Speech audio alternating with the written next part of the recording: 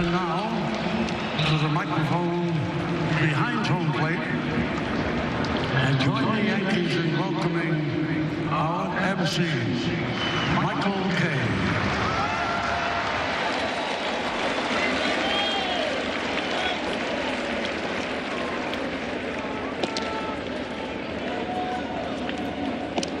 Well, it's always great to hear the legendary voice at Yankee Stadium.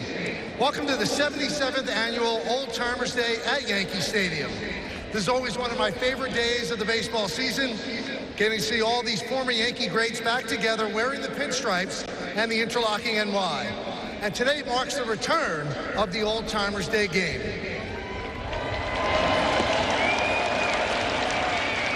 No professional sports team has a history like the New York Yankees. They've been to the World Series an amazing 41 times, winning the Fall Classic 27 times. More championships than any other team in the history of professional sports. This year, we're happy to have with us members of the 2000 World Championship team as we celebrate the 25th anniversary of the Yankees Subway Series Championship.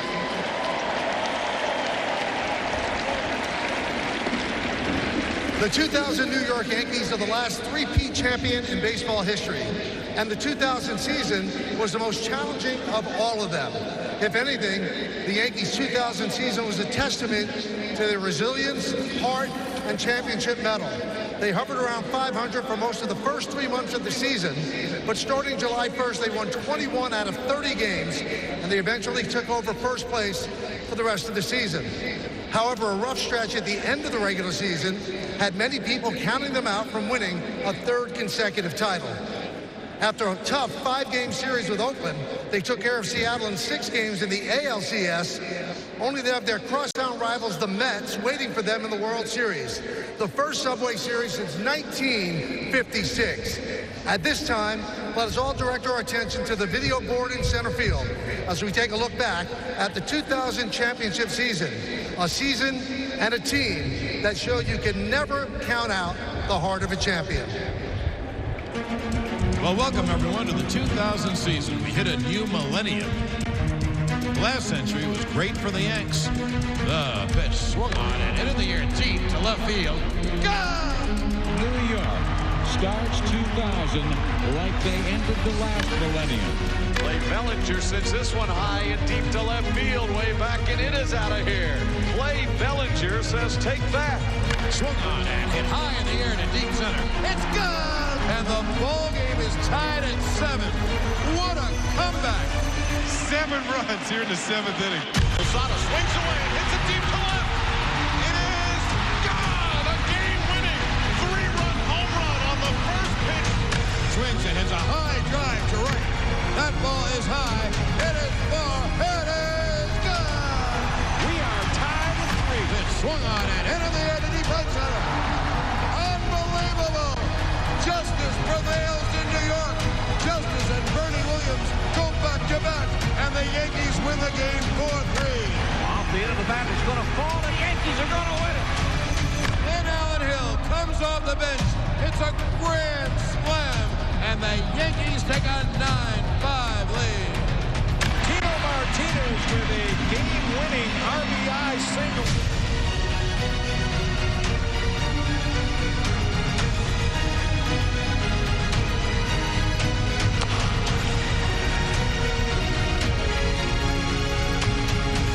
Another solid performance for Andy Pettit. Swung on it, missed right 3. He got it.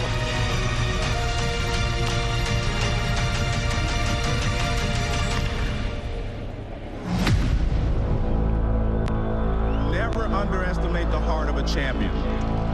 And I think that applies to the Yankees. They are champions, and they know how to win. They have heart. They have experience. And they only need one game to turn it around. Andy Pettit, another 1-2-3 inning.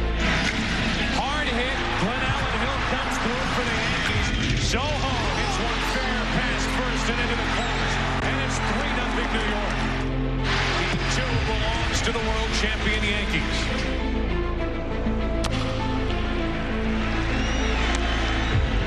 Oh, nice play. Yeah, maybe there is a mystique about Yankee Stadium.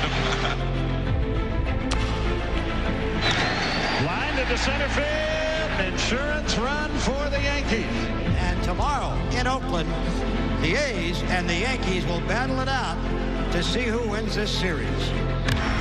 High fly ball into right center field. A three-run double by Tino Martinez.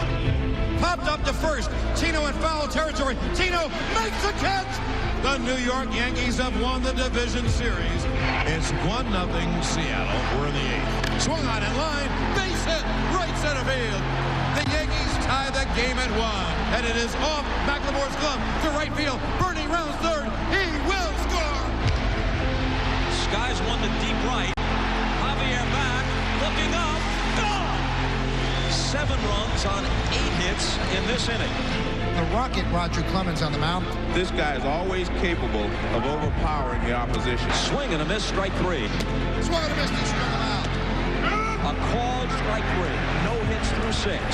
Strike 3, down looking. Clemens is struck out the side, and he pumps his fist and goes down to his left knee. Roger Clemens pitches the best game you've ever seen pitched. 1 hit, 2 walks, and 15 strikeouts. Swung on in line toward the gap in right center field. It is a base hit. It'll go all the way to the wall.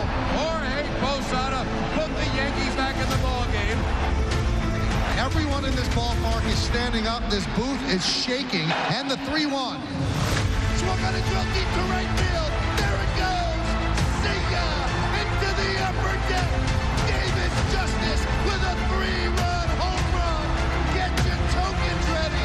You might be boarding the subway. The pitch is hit on the ground to short. Jeter hustles, fields, fires. Got him. Ball game over. American League Championship Series over. Yankees win. The Yankees win. But now the stage is set for the Subway Series between the Yankees and Mets.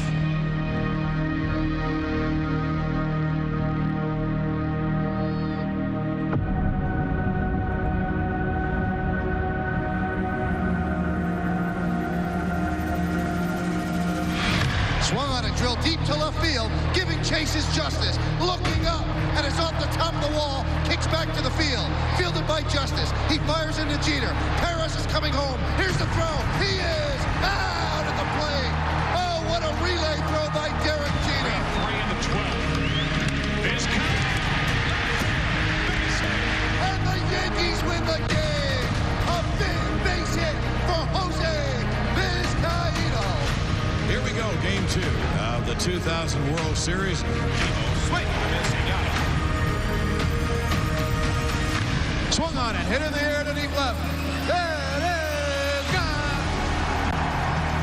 Yankees are a strike away. The pitch is Strike 3 called. Yankees win the first 2 games of the 2000 World Series.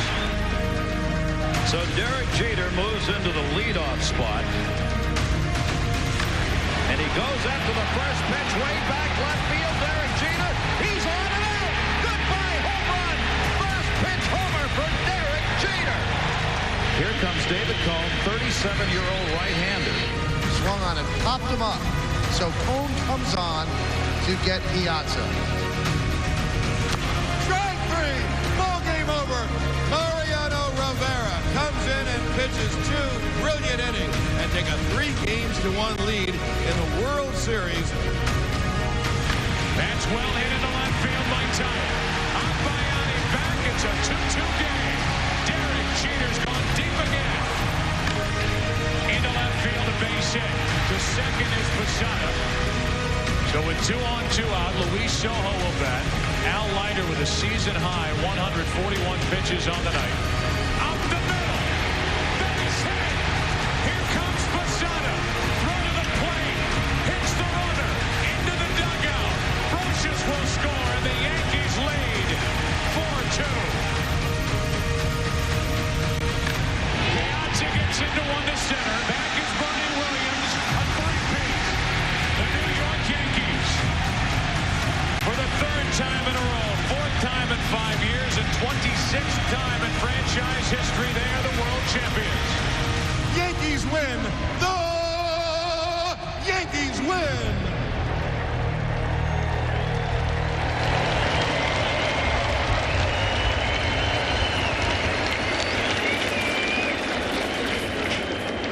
amazing time.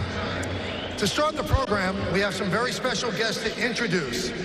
Her husband played for the Yankees in the 1950s and helped lead them to 5 World Championships, hitting .333 in those World Series. Later, he became the Yankees manager, leading them to 2 more World Series titles. In all, he was part of 7 Yankees World Championship teams. Representing Billy Martin, let's hear it for Mrs. Jill Martin.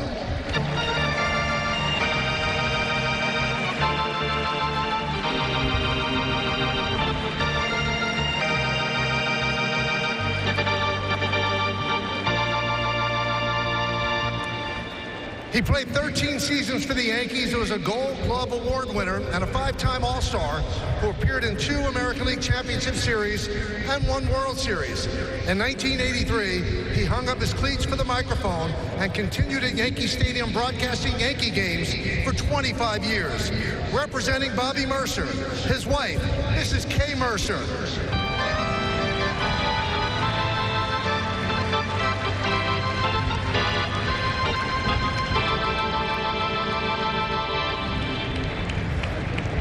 Her husband was an 8-time All-Star, 3-time Gold Glove winner, 2-time World Champion, as well as a 1976 American League MVP.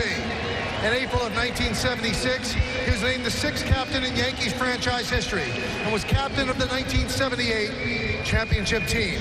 Tragically taken from us on August 2nd, 1979, his locker remained empty until the close of the original Yankee Stadium. Representing the Yankees captain, Thurman Munson, Mrs. Diana Munson.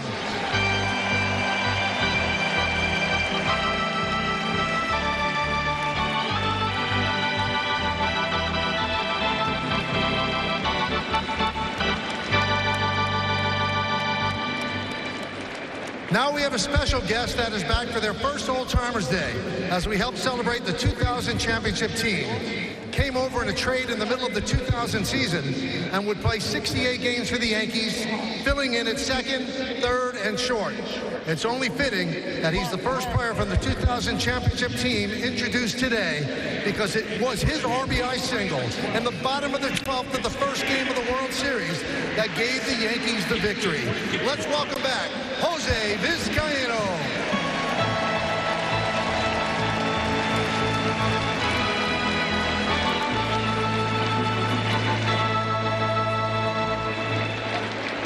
Well, he spent 3 seasons in the Bronx, a member of both the 99 and 2000 World Championship team. He was a jack of all trades for the Yankees, playing every position except pitcher and catcher. And like father, like son, his son Cody is playing multiple positions for the Yankees this season. Let's welcome back Clay Bellinger.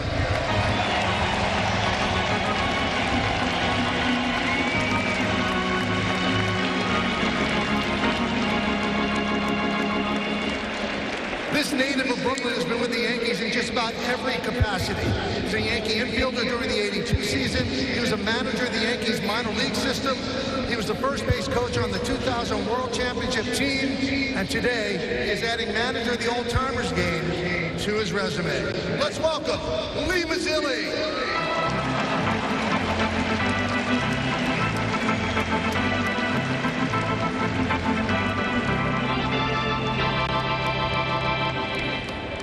This next guest was neither a player nor a coach, but was synonymous with the Yankees for nearly 50 years. Joined the training staff in 1973, where he would spend the next 39 seasons. He tended to the injuries of almost everyone on the field today and was the trainer for 7 World Championship teams, including the 2000 champions. A big welcome back for Gene Monahan.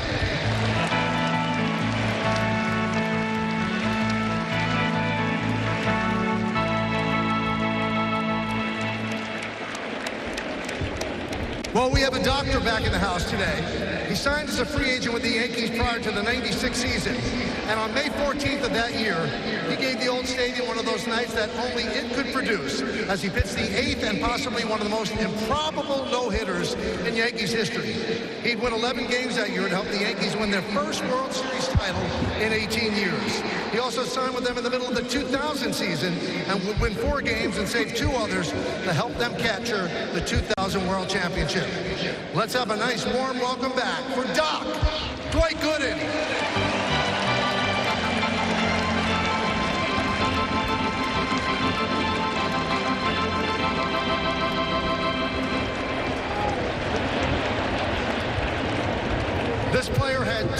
years in pinstripes, playing for the Yankees in 97 and 98, and then coming back to the team during the 2004 season. A fan favorite who provided a spark off the bench with his speed. He was a .348 hitter during his time in the Bronx. Let's welcome back Homer Bush.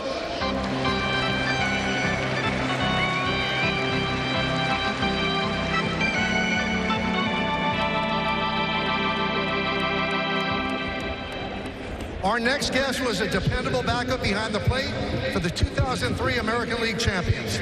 Everyone remembers the night that Derek Jeter dove into the stands, but it was his walk-off hit in the 13th inning that won the game. Now he shares his baseball knowledge with Yankee fans on the Yes Network. Let's welcome back Flash, John Flaherty.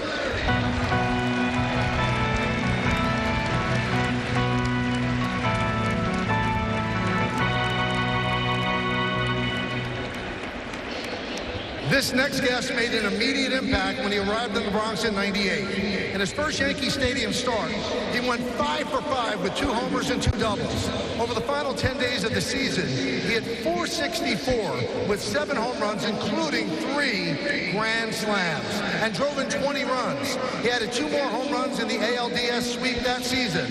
Let's hear it for Shane Spencer.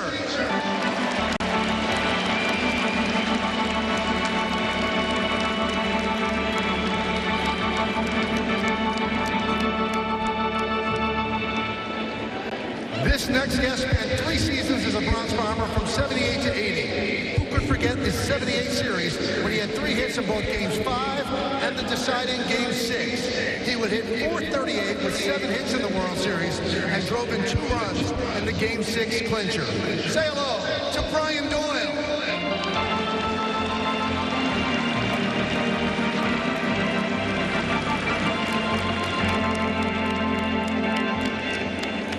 Well, this next guy is always a fan favorite and was a key member of 2 World Championship teams. He was an All-Star in '76, and he led the Yankees in both hitting and stolen bases in 1976 and the 1977 championship season. Then, during the '78 postseason, he batted .379, helping the Yankees repeat as champions. One of the fastest men to ever wear the pinstripes, Mick the Quick, Mickey Rivers.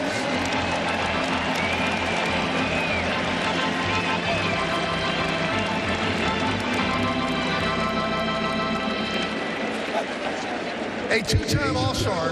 In 1976, he led the American League in runs scored, and he was also a key member of the '77 and '78 World Championship teams. In the '78 ALCS, he had .313, and his home run in Game 4 was the eventual winning run, sending the Yankees back to the World Series. Here he is, old reliable, Roy White.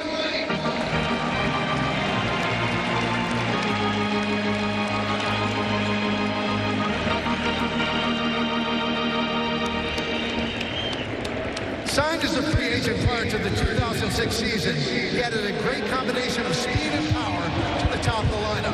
He led the 2009 championship team in runs and tied his career high with 24 home runs. He had .364 in the 2009 World Series, and in the 9th inning of Game 4, he would steal second and third base on the same play, coming around to score the tie-breaking run that gave the Yankees a 3-1 series lead. Always a fan favorite. Welcome back, Johnny Damon.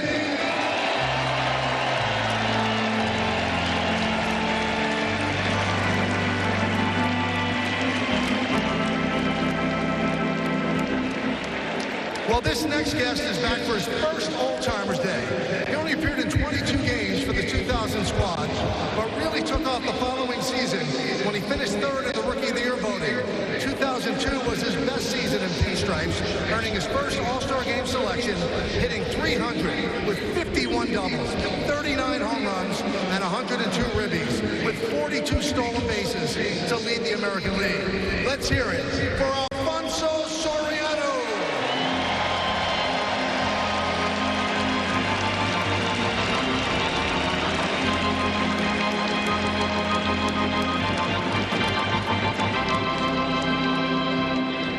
Our next guest was a three-time All-Star for the Yankees and also hit one of the biggest home runs in Yankees history, also against Boston. On October 2nd, 1978, his three-run home run over the Green Monster at Fenway Park etched his name in the Yankees history forever as it helped give the Yankees the Eastern Division title. He would then go on to hit .417 with 7 RBIs in the '78 World Series en route to being named World Series MVP. How about a hand for Bucky Denton?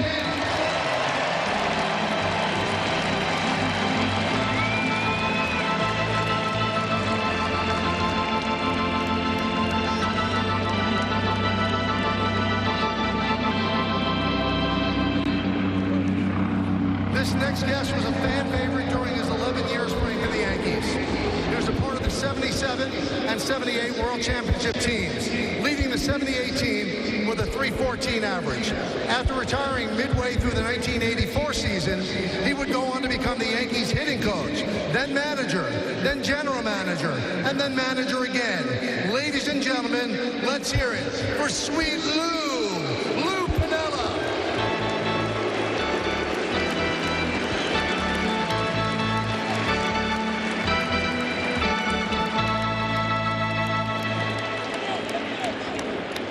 Well, this popular player had a long career with the Yankees. He was a key member of the '77 and '78 World Championship teams. During the '77 season, he smashed 37 home runs, collecting 107 ribbies, both records at the time for a Yankee third baseman, while also playing stellar defense and being awarded his first Gold Glove. He made the All-Star team 7 times while wearing pinstripes and was named the most valuable player of the 1981 American League Championship Series. The Yankees have had a lot of great third basemen over the years, and he ranks up there as one of the best. Let's welcome back Craig Nettles.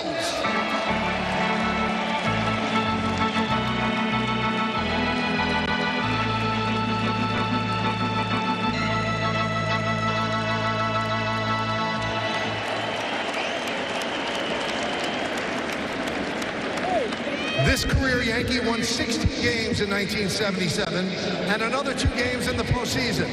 In '78, he had one of the greatest seasons of any pitcher in the history of Major League Baseball, winning the Cy Young Award with a 25-3 record, 248 strikeouts, and a 1.74 ERA. He was a winning pitcher in the one-game playoff with Boston, and in the postseason, he just kept it going, giving up just 1 run over 8 innings in the ALCS Game 4 clincher and throwing a complete game victory in Game 3 of the World Series. He twice led the league in wins and an earned run average. He's 3rd on the Yankees all-time strikeout list and holds the Yankees record with most strikeouts in one game with 18. Ladies and gentlemen, Louisiana Lightning, Ron Guidry.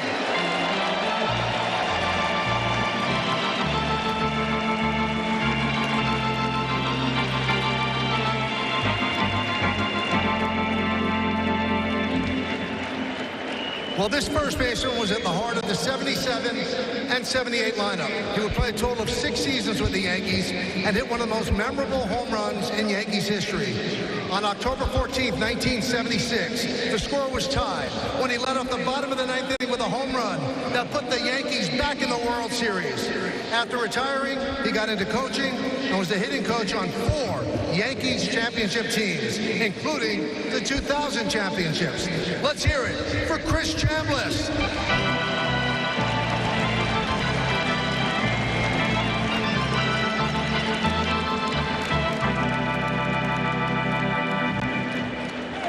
A key member of the '77 and '78 World Championship teams, one of the greatest second basemen in the history of the Yankees, with his steady play and solid offense for 13 seasons. He led the '78 team in stolen bases and on-base percentage. This former Yankees captain appeared in 5 All-Star games while wearing pinstripes and is 4th on the Yankees all-time stolen base list. The third base coach for the 2000 World Championships, always a huge fan favorite, Willie Randolph.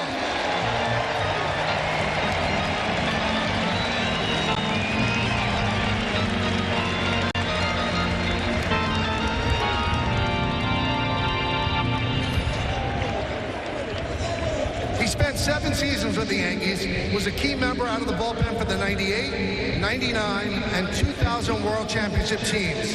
The 2000 postseason was arguably his best, going 3-0 with a 1.10 ERA. He was the winning pitcher in the deciding Game 5 of the ALDS, and then pitched the perfect 4 1/3 innings of relief in the World Series, getting the win in both Game 1 and the championship-winning Game 5. Let's hear it from Mike Stanton.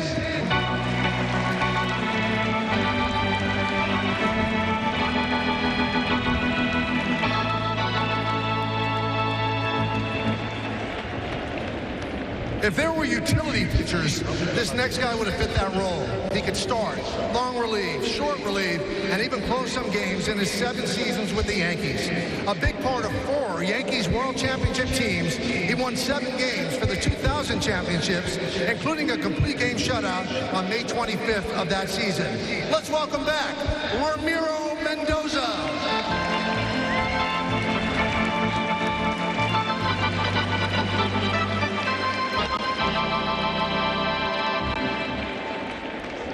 Our next guest spent 7 seasons with the Yankees and was a member of 4 World Championship teams. A part of the 96, 98, and 99 teams, he signed with Pittsburgh prior to the 2000 season, but the Yankees reacquired him in August, and he appeared in 34 games down the stretch as the consummate utility infielder. He will always be remembered for his base hit in the 9th inning of Game 5 of the World Series that scored the tie-breaking runs that led the Yankees to their 26th championship. Always a fan favorite, Louis Soho.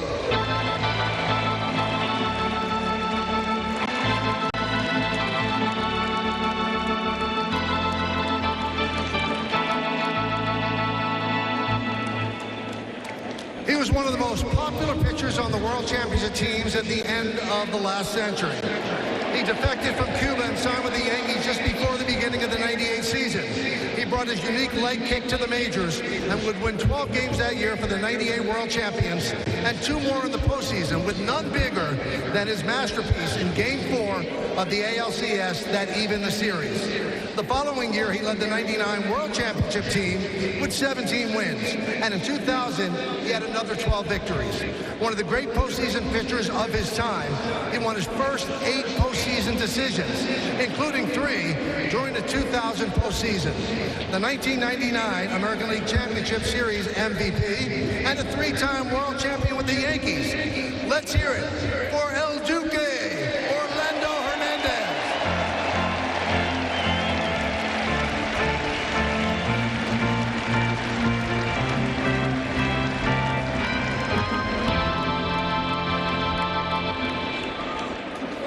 This Yankee was a key member of 4 World Championship teams. A 2-time All-Star were in the Bronx. In 98, he led the American League with 20 wins.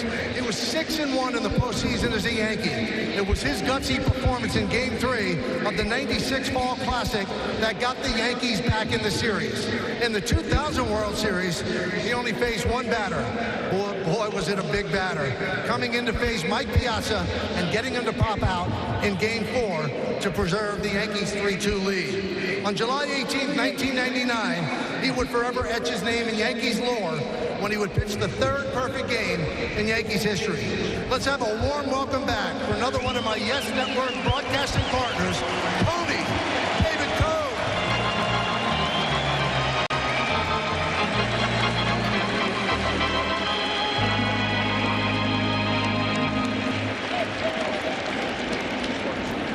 This next first-time Old-Timer was one of the greatest pitchers of his generation. He spent 6 seasons wearing pinstripes, getting selected for 2 All-Star games, and winning the 2001 Cy Young Award while in the Bronx. After winning the championship-clinching game in the 99 World Series, he really stepped it up in the 2000 postseason. In Game 4 of the ALCS that year, it's one of the best postseason pitching performances of all time, throwing a 1-hit complete game shutout while striking out 15 Mariners. He then followed it up with 8 shutouts, 2 hit innings with 9 strikeouts in Game 2 of the World Series. On June 13, 2003, he hit 2 career milestones in the same game when he became just the 3rd member at the time of the 4,000 strikeout club on his way to notching his 3,000th career win. Ladies and gentlemen, welcome back, the Rocket, Roger Clemens.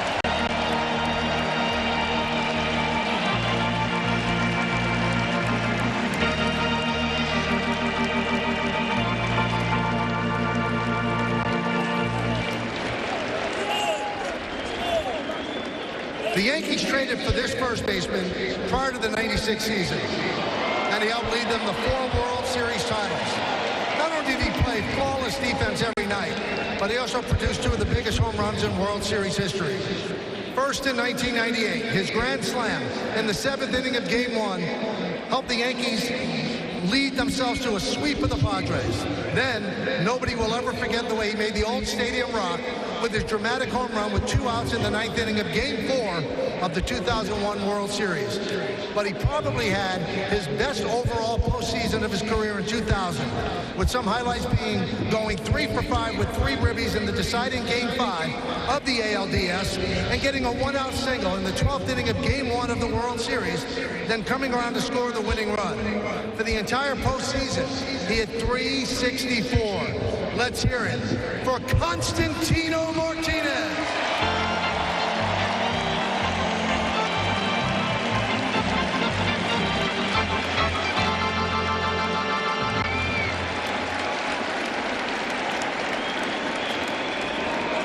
A homegrown Yankee, he spent his entire 17-year career in pinstripes and was the latest in the long line of great Yankee catchers. 2000 was his best season to date, earning his first All-Star selection and winning his first Silver Slugger Award while hitting .287, 35 doubles, 28 homers, and 86 ribbies. For his career, he was a 5-time All-Star, 5-time Silver Slugger winner, and was a key member of 5 World Championship teams. Ladies and gentlemen, let's welcome back Jorge Posada.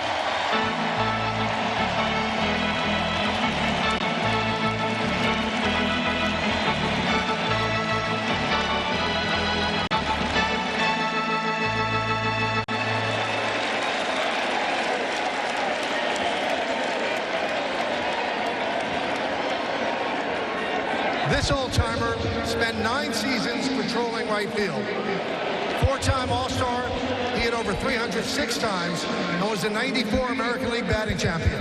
One of the fiercest competitors Yankee fans have ever seen.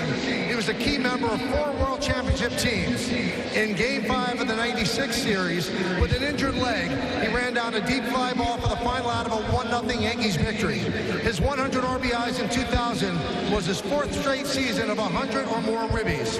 He had 474 in the World Series that year, but his most important at bat of the series was his 10-pitch at bat in the bottom of the 9th inning of Game 1 that ended with a walk.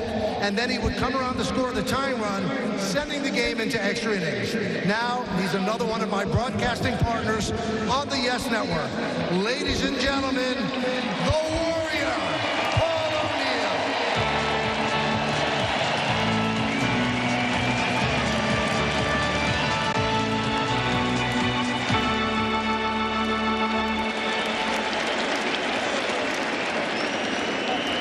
Our next guest was play his entire 16-year career for the Yankees. One of the great center fielders in Yankees history. He ranks in the top 10 in Yankees history in most offensive categories. 2000 was another stellar season for him as he had 307, 37 doubles, 6 triples, 30 home runs, and 121 runs batted in, being named to his 4th straight All-Star team and winning his 4th straight Gold Glove. He was the '96 ALCS MVP and the '98 American League batting champion. His 2 walk-off home runs at Yankee Stadium during the '96 and '99 American League Championship Series play helped lead the Yankees to 4 World Championships. He holds the record for most career RBIs in postseason play and is 2nd in career home runs. Time to burn, baby, burn. Welcome back, Bernie Williams.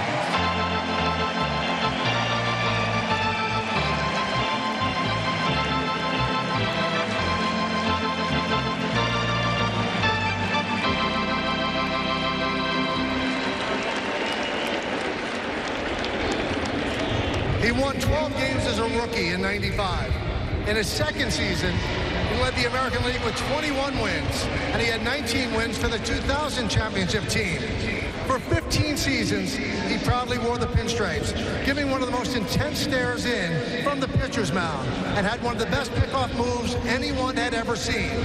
He holds a major league record for most runners picked off base by a pitcher. He is third in Yankees history in wins. No player has started more games in Yankees history than him, and he is the Yankees' all-time strikeout king. He was at his best in the postseason, holding the major league record for most postseason wins and postseason strikeouts. He was the 2001 ALCS Most Valuable Player.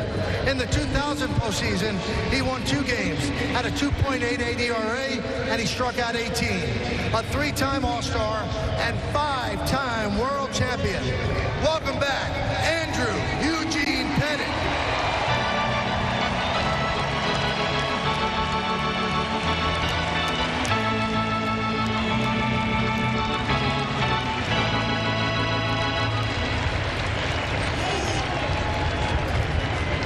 Named manager of the Yankees prior to the '96 season, he led the Bronx Bombers to their first World Series title in 18 years.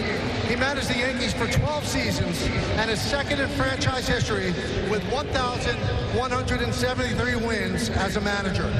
He is 5th on baseball's list of all-time winningest managers.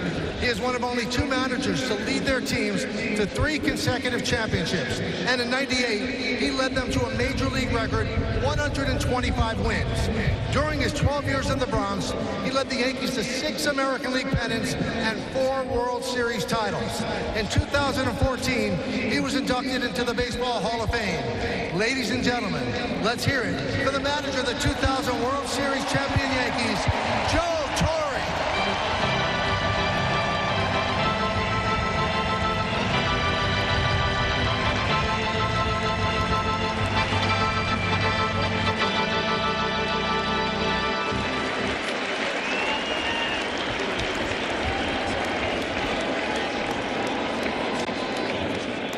Not many remember that our next guest began his career as a starter before being moved to the bullpen. He was the 8th inning setup man on the '96 championship team, striking out 130 batters in just 107 innings. Then Joe Torre decided to hand him the closer's role in '97, and boy, did that work out. He was a 4-time American League saves leader, 5-time American League Roll Age Relief Pitcher of the Year, and 3-time American League Delivery Man of the Year. In 2009, he became just the 2nd player in baseball history to record 500 career saves. And on that same night, he recorded his first and only career RBI. A 13-time All-Star, he was even better in the postseason. He has the lowest postseason career ERA in baseball history. He holds the baseball record for most postseason saves with, coincidentally, 42.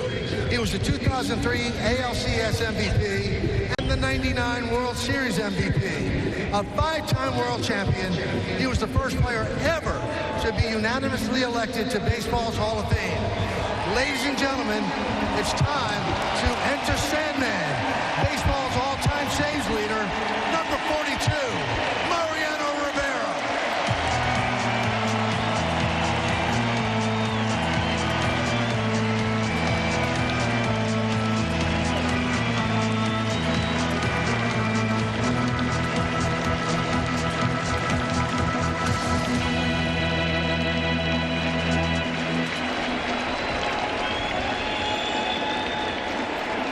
Well, before we finish today's ceremonies, we have one very important member of the 2000 team that was unable to join us today due to a prior family commitment. Please direct your attention to the video board in center field for a message from the 2000 World Series Most Valuable Player, the captain, Derek Jeter. Hello, everyone. Sorry I couldn't be there in person this year, but I do want to reach out and say what's up to my teammates from the 2000 World Series Championship team. It is hard to believe it's been 25 years. 26th title in franchise history. Last team to win 3 in a row. Quite frankly, might be the last time you see a team win 3 in a row. And we beat the Mets on top of it. And to the Yankee fans, thank you as always for being so passionate, energetic, and undoubtedly the greatest fans in the world. I hope to see you guys soon.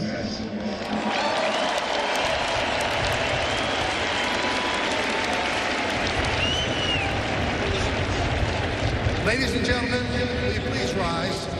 Let us now spend a moment in silent prayer as we remember those members of the Yankees family who we have lost since last Old Timers Day. Joaquina Abreu, Eddie Carr, Dorothy M. Connors, Lois Lally Savelli, Joe Fosina, Elsa Gomez, Mary Carol Morris, Mort Olshan, Kenny Skripek, Doug Bird, Rocky Colavito, Bud Daly, Octavio Dotel, Billy Hunter, Rudy May, Lenny Randall, Art Shalop, Louis Tiant, Al Troutwig, Jeff Torborg, Miller Gardner, Luke Acusa Sr., and Ricky Henderson.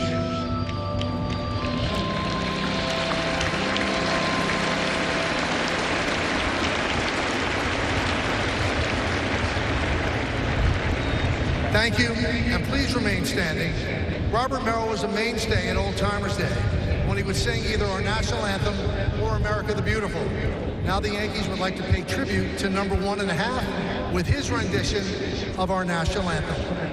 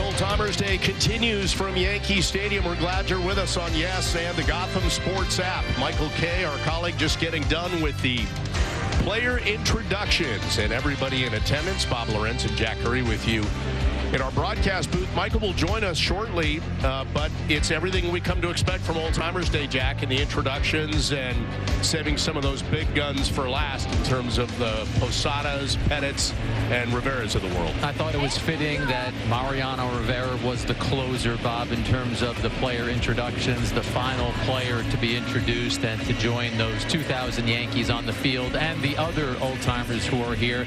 If you look at the Yankees postseason run, Bob, not just 2000, but why they were successful in the postseason, Mariano Rivera is at the head of that list. I remember when they won in 2000, David Justice, who was on that team, said to me, if we had Mariano Rivera in Atlanta, we would have won 3 or 4 World Series, never mind just one. He was that much of a difference maker. 98, 99, and 2000. Mo was 11 for 11 in save chances. Opposing closers against the Yankees, 1 for 5. So we've talked about this a lot over the course of what, especially when he was voted into the Hall of Fame and after he gave a speech. But the fact that he could succeed with really just one pitch is almost some kind of voodoo magic. Yeah, really, when it comes to baseball. It's bizarre. It's uncanny. He called it a gift from God. He was throwing before a game with fellow Panamanian Ramiro Mendoza. And Bob, his ball was cutting so much, the baseball was cutting so much that Mendoza thought he was goofing around with him and said, hey, stop doing that, because he was having so much difficulty catching that pitch. According to David Cohn, Mel Stottlemyre initially tried to rid Mariano of that cut. And then they realized, wait a second, this natural cut plays. If you can throw a pitch that is the equivalent of a 4-seam fastball, but then it has all of that right to left movement on it, and it's going to go in on left-handed hitters, and it's going to go away from right-handed hitters, yeah, maybe use that pitch, and maybe that pitch will guide you all the way to Cooperstown. And because of that, think about one pitch that's so effective against two different hitters, left-handed and right-handed. You think you might need two or three different pitches to be effective against lefties and righties. He just needed one. He only needed one, Bob. And Mariano, who is a very humble man, we all know that, he would say, listen, they knew what was coming, and they still couldn't hit it. I could tell them, hey, cutter is coming, and I still couldn't hit it. I remember Jim Tomei, future Hall of Famer, just called it a pitch like any other that he'd ever seen. I'm throwing changes. Getting the regular season. Well, left turn. I got that one. I got one. Yeah. Both ways, different ways. And actually, the two-seam, he would throw it every once in a while. Yeah. And he'd be pretty good until he almost killed a right hand. Then he put that shit right back in his pocket. Did it cut? He'd get underneath and it would upshoot to a right hand. So we've had David Cone mic'd all day. That would give you just a sample of that, a great conversation that he was having there. And what Mike Stanton, a fellow reliever, was saying about Mariano coincides with you and I were just talking about, Bob. Once in a while, he would throw a two-seamer. So once in a while, just to keep batters honest, he would throw the pitch that had a little left-to-right movement. I think it was very infrequent, but the fact that Mariano had that in his pocket made batters baffled on both sides of the plate. So you see some of the current Yankees, Carlos Rodon actually out in the dugout having a conversation, and that's another part of what this day is all about. The current players connecting with the reunion players. Yeah, Carlos Rodon was talking to Orlando El Duque Hernandez, Bob, and I spoke to him before the game, and I loved this exchange with El Duque. I said, are you pitching today? And he said, no. I said, oh, you're not pitching? He said, I'm throwing. So in other words, yeah, I'm going to lay it in there. I'm not going to be able to be El Duque. I'm probably just going to have to lay it in there for everybody. Did he say there will be no leg kick, though? I mean, there's got to be a little. Oh, there'll be a leg kick. El Duque is an amazing athlete. And, Bob, I remember when he came over to the Yankees in '98, as fascinating an addition to a roster that I've ever seen. Just the Yankees were already on their way to a great season. Suddenly, they have this pitcher who is mystical, fascinating, smart, engaging, and loved by fans. You mentioned that leg kick. You need to be an athlete as a pitcher to be able to lift your knee as high as El Duque did, almost hitting his ear before he released the pitch. Really quickly, just recap that story when he joined the team, because in your book about '98, it's almost like he fell out of the sky in a way. Yeah, he was obviously leaving Cuba and left Cuba on a boat to defect and was marooned for 3 or 4 days, but always had his eyes on becoming a major league player. So after getting through that ordeal, the Yankees end up signing him, and Bob, he only becomes a pitcher at the moment that he did with the Yankees because David Cone's mom, who he talks about a lot, the now departed Joan Cone, had a dog who bit David's finger. So David couldn't pitch. And they said, well, El Duque must be ready. David has a funny line about that. Steinbrenner said to him, okay, yeah, the dog bit your finger. What's the real story? No. It was I think it was a Jack Russell Terrier. Yeah, the dog bit my finger. But talk about a twist of fate. Sure, let a dog bite your finger if it means you're going to get El Duque into the mix. So one of the great things about Old Timers Day and the return of the game, the first since 2019, is the chance to sort of wonder, who are we going to see in the field? Who are we going to see pitch and catch? We know our colleague John Flaherty will be catching today. He'll be mic'd up as well. David Cone and Paul O'Neill are. But who else? We see Ron Guidry warming up. Is he going to? Is Roger Clemens, for example? Will El Duque? And how much will they throw? By the way, Meredith Marakovitz is also with us this afternoon, and she's standing by with Johnny Damon. Meredith? Hey, Johnny, you're about to get out there and take the field. How are you feeling? Well, I felt a lot better earlier when we got loose hitting, but this is it's going to be very interesting, and I'm playing first base. So I've only played first, I think, 2 innings of my 18-year career, so it's going to be very interesting, but we're going to let Bernie roam center field. When's the last time you had a glove on your hand? Wait a minute. I can't think that far back. Hey, what do you enjoy most about this day? Putting the pinstripes on, seeing a bunch of former teammates, former rivals, and just baseball is a brotherhood. It's a fraternity that we're going to share forever, and there's a lot of champions here, and it's always great seeing winners. Now, I know you guys had a big dinner last night. Any good stories come out of that dinner? Oh, I mean, we enjoyed the beer. We'll let you get out to first base. You heard it right there, guys. Well, that was Johnny Damon's mic drop right there as Meredith was wrapping up the interview, but he's getting ready to take the field. And, Jack, we mentioned it is a weekend celebration for the Old Timers. Yeah, they get a chance to not only play this game today, Bob, but as Johnny Damon mentioned, they get together on Friday night, and it's just a reunion for all of them. Now, how about this, Bob? We're getting a glimpse of the lineups for the first time here now. It's going to be Andy Pettitte towing the rubber. And as Clay Bellinger said to Meredith earlier, I don't want to face Andy. He's a guy who still throws batting practice. So we'll see if Bellinger does indeed get that matchup. In the meantime, it's our colleague John Flaherty catching him. And Flash, are you mic'd up and eared up and ready to go? Are you kidding me? Always ready. How's Andy looking? How's the cutter looking?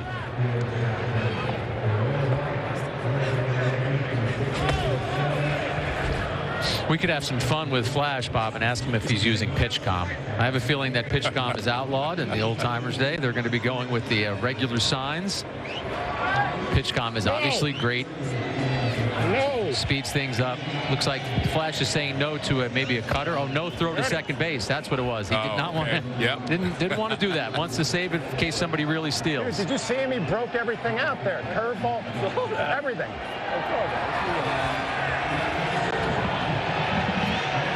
We got Tino Martinez leading off here, Bob. Yeah, this is a good opening matchup. Pettitte to Martinez leading things off in the Old Timers game and misses low and away. So it's the Bombers against the Clippers for anyone who's keeping score. I love the camera angle here. Tino trying to turn on one of Andy's pitches, and he fouls it off. Sorry, Bob, I'm taking over play-by-play. I'm so excited here. This is just a baseball conversation about the greats of the game getting back out there. You know, we always wonder, are the pitchers going to be competitive? Swing the bat. Wide zone. That's a wide zone, Bob. Are the pitchers going to be competitive and come out? Right on it. You're right on it. Watch you on deck, sir. I think it's understood. People want us to be entertained. Entertainment is the guys putting the ball in play. Strikeouts are great if someone's throwing 98 and it's an important game for your team, but entertainment is offense. Tino's doing a great job of fouling balls off. They're trying to get him to put one in play. Here it comes.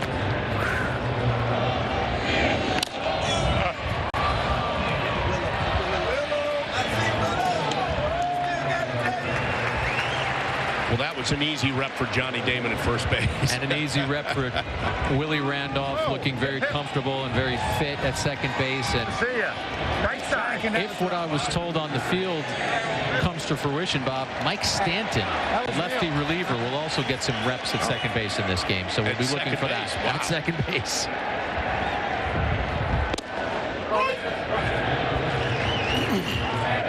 Jorge's in the box. Still no batter's gloves. Still no batter's glove. Good point, Coney.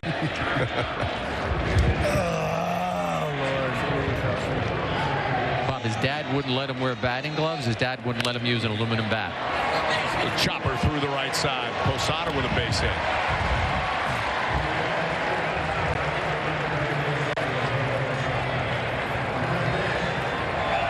Although I don't think it's a written rule, no stolen bases either, right? That's just kind of a given. Look who the number 3 hitter is. Mariano Rivera. There you go, a little replay. Head on the ball. Jorge goes the other way.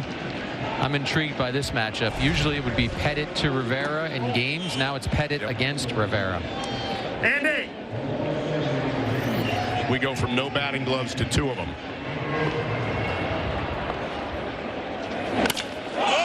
Smokes one to left. Damn. We did the StatCast exit velo on that, Bob. Oh, yeah, nice. Yeah, long time ago. Hey! The tough act to follow, Spence. Mo hit that ball hard.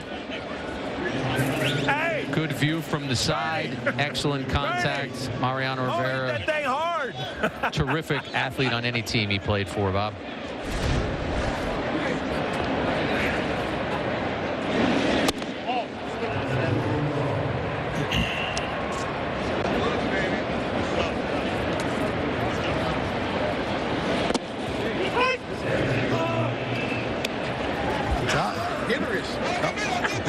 Please.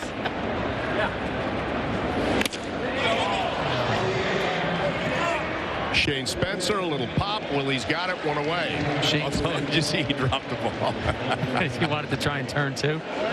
Shane Spencer was at the Ed Lucas golf tournament that David Cohn runs on Thursday. He was also at another charity golf tournament on Wednesday, Bob. He told me he played with Michael Ruzioni. Really? The USA Olympic 1980 gold medal hockey champ. And Spencer said, wow, what an upbeat, enthusiastic guy. Loved playing golf with Ruzioni and Ruzioni's son.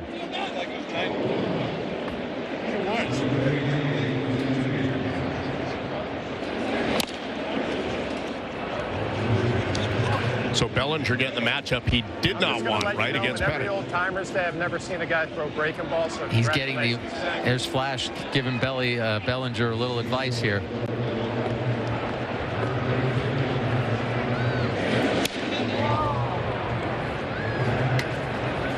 Yeah, we usually don't see guys spinning it much, do we? I think that's what Flash just imparted to Bellinger. Looks like he's up in the box, Bob.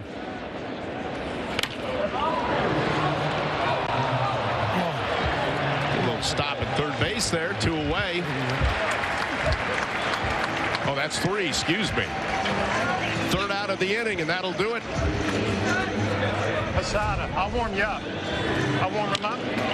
Good job by Andy, who, by the way, knows these guys because he has spring training and in-season conversations with them. No, I'm just going to warm him up. And then he's taking the clean inning. You see him, Vizcaino made that play. Here comes Rocket to start this inning, Bob. You ever think you'd call a ball and a strike from the Rocket? No. It's pretty I never thought I'd catch it either. Hey, you raked one there, Mo.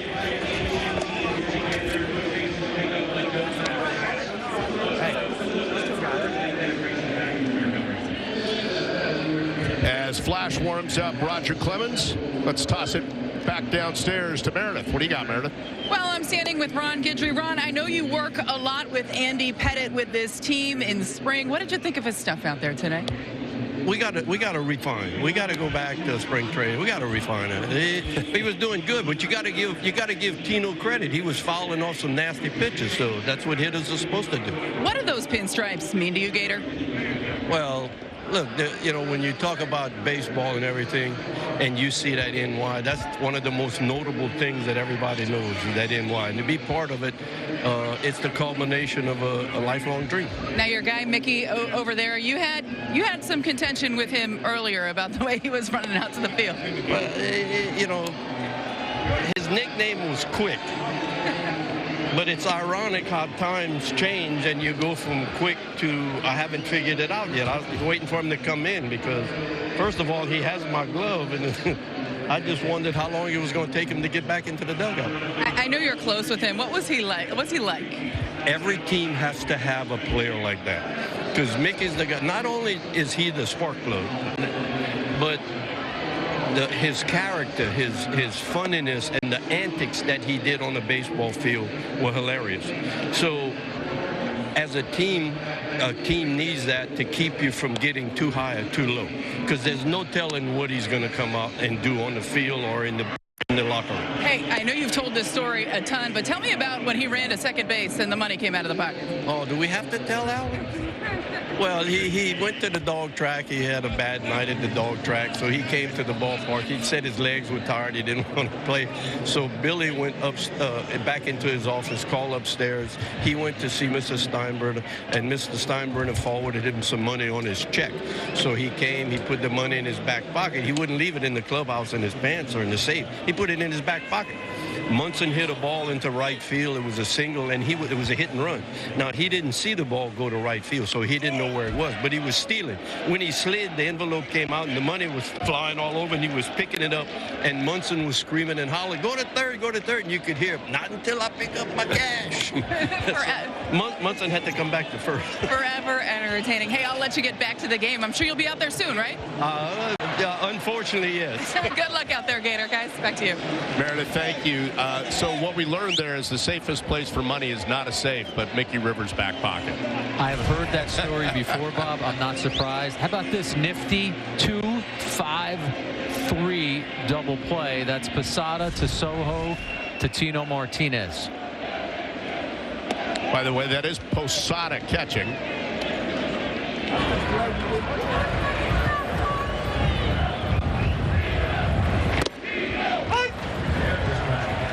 Really? Hey!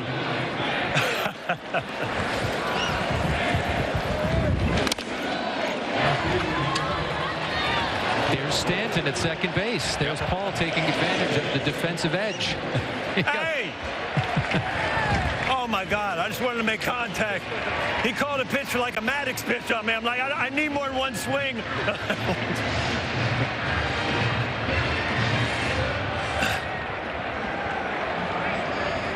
Come on, Bertie.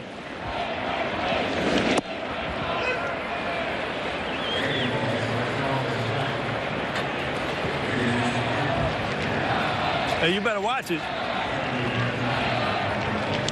Oh! Bob, I interviewed Clemens on podcast this week, Yankees News and Views, and he talked so Rocket threw me a slider excitedly first pitch. I'm like, what? about being at this game. There's O'Neill talking about the slider that Clemens threw him. Every other time we've played, they bring Graham Lloyd or somebody in. I'm like, all I want's a lefty, really?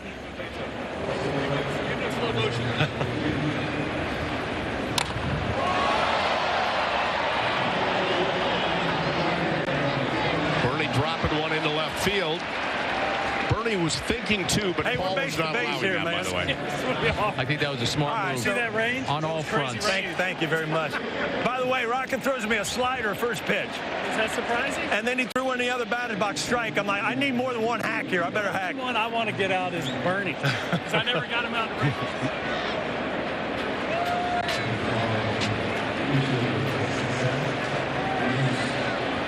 Clemens did pitch for the Savannah Bananas last year, Bob, in a game in Houston. He knew what the script was. One batter hit a 440-foot home run off the Rocket. Wow. I'm trying to stay moving before I pull anything.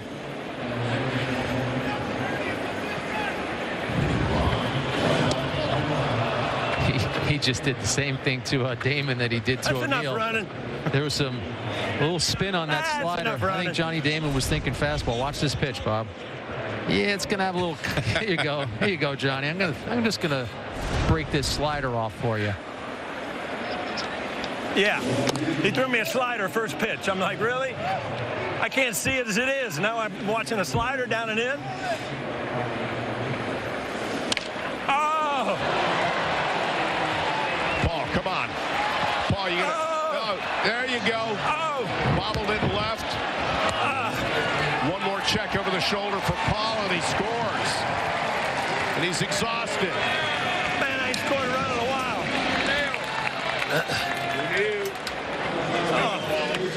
I made contact. I made contact. Nice. Made contact and didn't pull anything. That's all I wanted.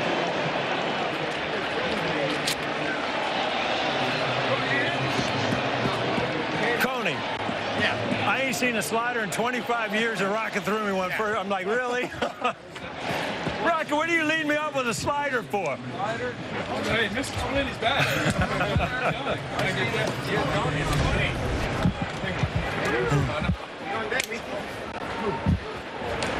Not hitting?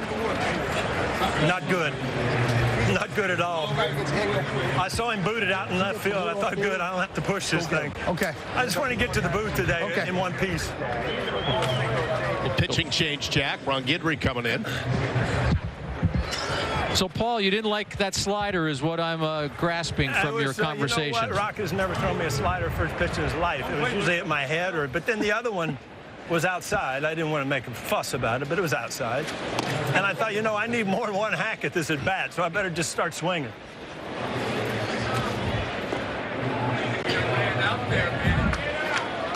So Paul had a problem with an umpire's call of a pitch. Now that would be a first, wouldn't it? Well, you know what? I looked back at him and asked him, and he was almost embarrassed. He said he missed it. Oh, is that right? God. I wouldn't play well in this day and age. I'd be fighting with the computers now. I'm going to tell you. Paul, were you going all the way on that hit to left? I'm glad you took it. And then Mr. Flynn was going to show up, and I couldn't do it. Yeah, I'm glad it did. I'm glad you hit my bat. And you had no second baseman, too. Made it look good.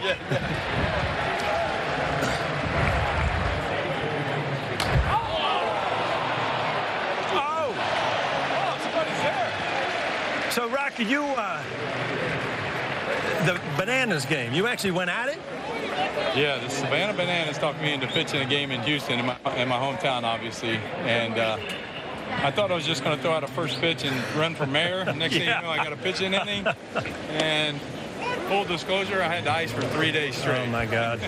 So tell me seriously, 25 years? They go that fast? Huh? It's unbelievable, Paul. It really is. It's great to see everybody.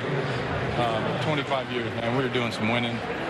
With, like I always said, with great teammates. Yeah, winning something, man. It's more fun than losing, right? I know how to clear out of my locker when you came up to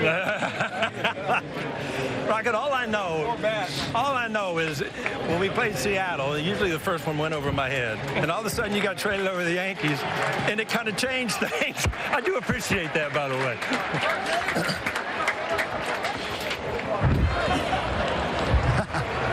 Yes, I got you. We got a yes. This is going to be hard. Yes matchup. We got Pony against Flash. Can't even get there in the air. It's going to be ugly. I got you. What are you featuring today, David? Hopefully just right there. Tony's usually really good at laying them in there, right, Tony? I'm trying. We'll try to get out of here quick. I thought we took care of each other. That's right. That's right. Inside corner. I'm sorry. I had to do it. Freeze and Rodon. You okay?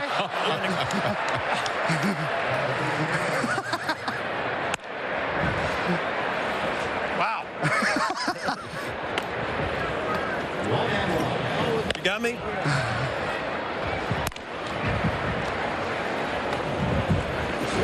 Yeah, sure. Oh. That never gets there. I know, right?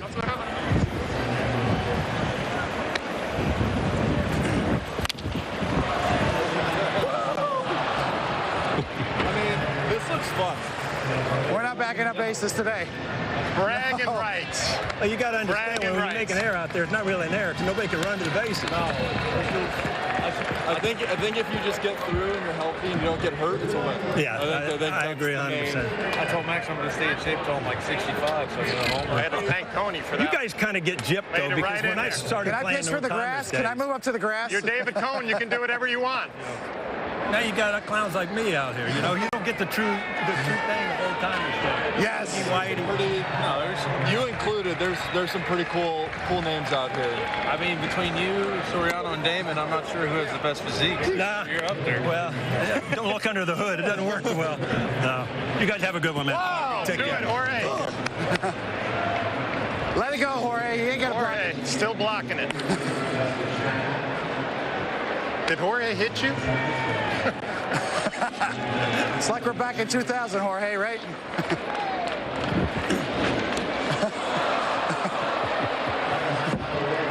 Bob, as Coney faces Brian Doyle, we should point out Brian Doyle's story. He was diagnosed with Parkinson's disease in 2015, yet still makes it out to play in this game. So you talk about baseball players being heroic. Good for Brian Doyle that he's still out there. There we go. Dino, you see that first move?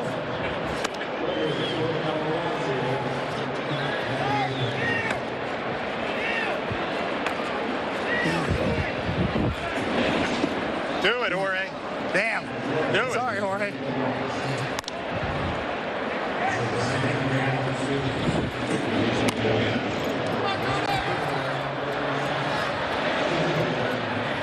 Tino's got that one. That hurt. That hurt. Sorry. Did I hit you? Where'd I get you? It's 2-0 Clippers and 1-0 John Flaherty, I guess, against David Cone. 2-0 Clippers in an inning where Roger Clemens, Ron Guidry, and David Cone all pitched. Ouch. And you're right. Flash gets the W on the infield single. RBI. Tipped his cap to the crowd. And a little collateral damage. Everybody was involved in that. The TV crew. Flash, Coney, and our camera guy gets plunked. Yeah, Pete Stendel. Yeah. But Pete's tough. Look, didn't even flinch.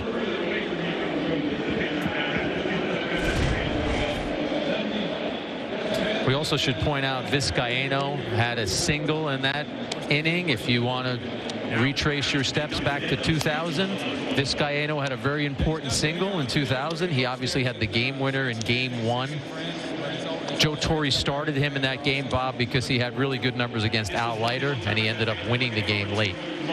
Well, we heard Meredith talking to Ron Guidry earlier and about Mickey Rivers. Let's get down to Meredith with Mickey. Hey, Mickey, how are you enjoying yourself so far today? Yeah, you know, I'm doing great. You know, I got a chance to see some of the guys, you know, I normally don't see during the course of the year. And I'm happy to be out here with them. You know, it's a blessed year for me. How much do you enjoy this game and reconnecting with some of your old teammates? Well, definitely. I really enjoy this. You know, I got a chance to see some guys I don't see in a period of time. And, you know, that's that joy of a time would bring back to you. I'm still thinking I'm a little younger than I want to be out there with these guys. Every time you see them, you think, oh, man, back this time, you know, by the time we had this, you know, so it brings back that good, joyful time being out there playing ball. All right, be honest with me. Can you still steal a bag? Nah, no more. I stopped a couple of years, maybe 2 years ago. When I turned 77, I just stopped cold. And was there anybody today that you were really looking forward to seeing? Oh, well, definitely. This team, I just want to see this team pick up. And I just want the guys to know, you know, you got to play the game like you play. Why you come up and can't play the game how you come up with. Play the game the natural way, how you been playing the game. All of a sudden you come here and think the major league going to change it. The major league going to change it. You're going to change yourself. They don't learn the pitching when I'm hitting. You know somebody pitcher. I know we got an out pitch. I know what pitcher going to throw a little stuff like that. You know, instead of reading the book, learn something about the pitcher you playing against, you know, and the players you're playing against, how to play this player this way or this different like that. And that's the big key to the game right there. Knowing that little small stuff gets you over. And nope, Meredith, I hate to say this, they don't worry about the batting average or nothing like that. Everybody happy. I go out and I strike out 2 or 3 times in a day. Hey, I'm mad with myself. The manager ain't got to say nothing to me. I'm mad with myself. I'm going in that batting cage early till I get through working on some things I want to work on, and that's the way it should be. Well, I saw you out there today. Mickey, thanks for the time. They're back to playing baseball out there. Oh, definitely. Right back. And back to you guys. Meredith, thank you. John Flaherty back behind the plate. How you feeling about that knock, Flash? Pete, man, I tell you what, I feel pretty good. David Cone always takes care of the guys. Throws it right down the middle. Oh, boy, TT. Andy Pettit at first base with the scoop, Bob. Pick. Another pitcher who is very athletic. No stolen bases this year, buddy. All right.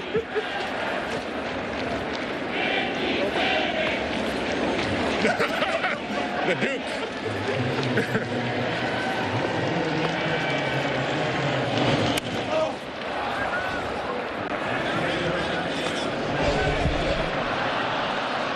An infield single of the most generous kind.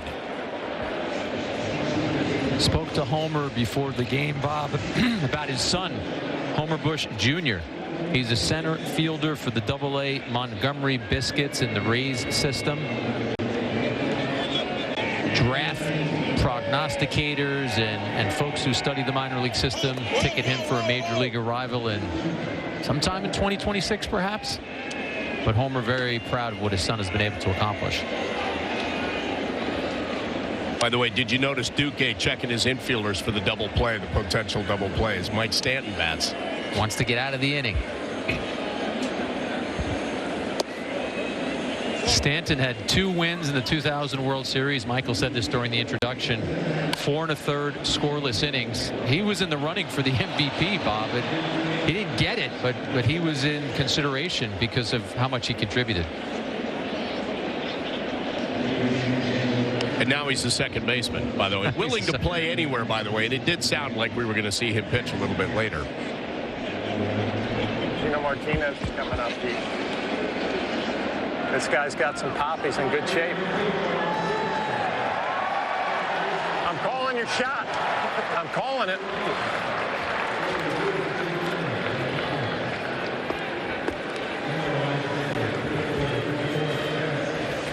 Oh.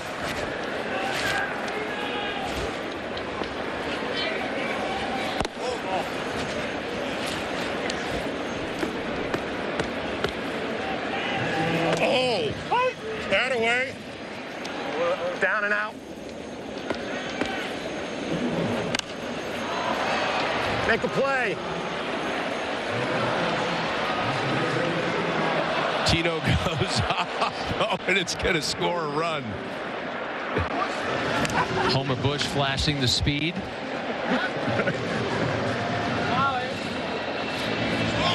Spencer out there in left field just telling the fans, hey, I couldn't get to that one.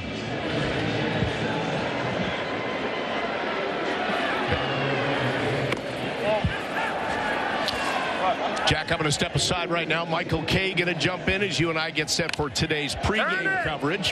Turn it. Yeah. Posada from the right, from the left side this time, hits into a double play, and there's that pitch that El Duque was looking for to get out of this inning. How about Brian Doyle being part of that?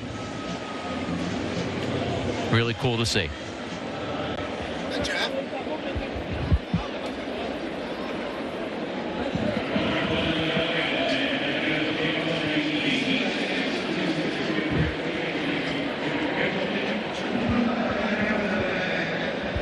And Bucky, we just saw the infielders going to work there. What'd you think about the double play turn? Awesome, man. B's got good hands. He hit it right at him. Thank God. He didn't have to go left or right. Have you been out there yet today? Are you getting out there? Oh, no. I'm not going out there. I got to go to a wedding tomorrow. I don't want to take a chance of getting hurt limping around over there. Smart man, smart man. What is it that you loved about the game when you were playing? Oh, just the camaraderie, the game itself, it's a great game. It's a beautiful game. And even now, watching Oldtimers, run around, it's just awesome. I saw Jazz Chisholm Jr. come out. He was talking to you and Mickey. What were you guys talking about? Oh, we're talking about a bunch of things. I was teasing him in spring training. He came out and said me and Willie, they were going to break our double play record, and I said, really? You going to do that? Yeah. So I was just busting him up a little bit, but I love him, He's a really a good player, and he's got a lot of tools. Well, it looks like that is it for baseball this afternoon. The game appears to have been wrapped up, so we're going to send it back upstairs to Michael Kay, who is standing by in the booth.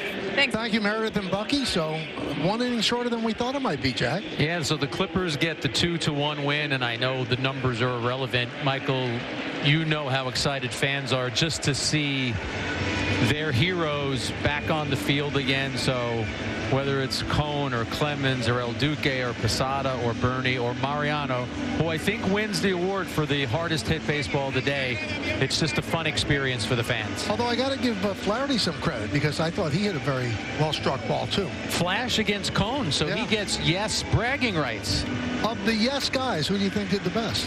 Oh, gosh, you're really going to put me on the spot like that? Absolutely, that's what I'm going to say the fact that John Flaherty on an 80-plus degree day is throwing the gear on behind there and then is getting a knock off David Cone, And the fact that Flash is the one I see most frequently, he lives a half a mile away from me, I'm going with Flash. And O'Neill got a hit. He squeezed the ground ball through the infield. O'Neill got a hit, but then since our viewers heard this, I think he told 6 different people that Rocket threw me a slider. He's not supposed to throw me a slider. Well, we'll get that during the game, too, at least 6 times. Bring it up. Bring it up. Rocket also threw Johnny Damon a slider, Michael. I'm not sure if you saw it. It was a nasty pitch. Johnny Damon was swinging from his shoes, probably expecting a fastball. Is Flash still hooked up? I don't know if he's got his earpiece in. I think he gave him star of the game. He threw everything off right. Look at Johnny Damon's hair, huh? That's a flow.